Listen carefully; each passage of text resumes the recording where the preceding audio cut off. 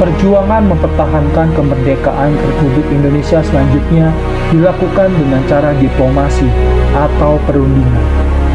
Perundingan atau diplomasi yang pertama dilakukan di Kuningan, Jawa Barat, yang dikenal dengan sebuah perundingan Liga Jati. Belanda dipimpin oleh Schermerhorn, Indonesia dipimpin oleh Sultan Syair, dilaksanakan tanggal 10 November 1946 dan ditandatangani tanggal 25 Maret 1947. Isi perjanjian yaitu Belanda mengakui kedaulatan Republik Indonesia secara de facto atas Jawa, Madura, dan Sumatera. Republik Indonesia dan Belanda akan kerjasama dalam membentuk RIS, yaitu Republik Indonesia Serikat. Republik Indonesia bagian dari RIS. Republik Indonesia Serikat atau RIS dan Belanda bersatu menjadi Uni Indonesia. Belanda dengan Ratu Belanda sebagai ketuanya. Perjuangan diplomasi yang selanjutnya dalam mempertahankan kemerdekaan yaitu dengan sebuah perundingan Renville. Perundingan ini dilakukan di kapal milik Amerika Serikat yang berlabuh di Teluk Jakarta.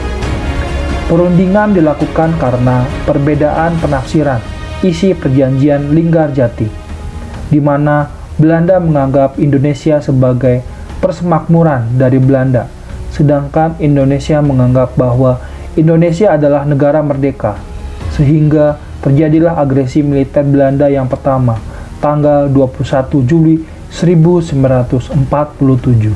Perjuangan pun terus berlalu, dan akhirnya perjuangan itu masih dapat mengganggu kemerdekaan Republik Indonesia, sehingga Belanda terus mengejarkan agresi militer Belanda yang pertama, mendapat reaksi keras dari dunia internasional, khususnya Forum PBB.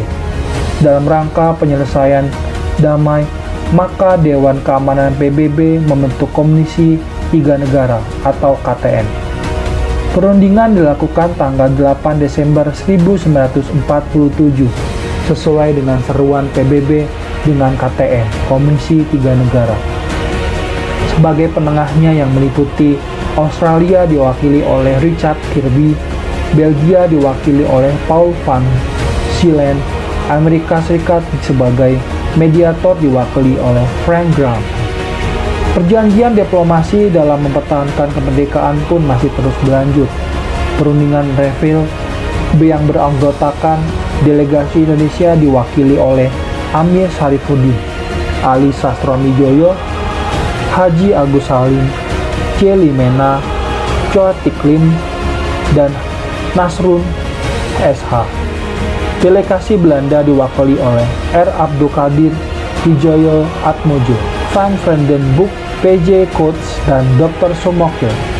Perjanjian Renville ditandatangani tanggal 17 Januari 1948. Isi perjanjian Renville yaitu yang pertama, diadakan persetujuan gencatan senjata. Yang kedua, TNI ditarik dari Kantong Pertahanan Jawa Barat dan Jawa Timur ke Yogyakarta.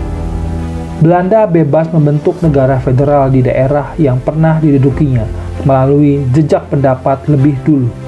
Negara Indonesia Serikat sederajat dengan Belanda.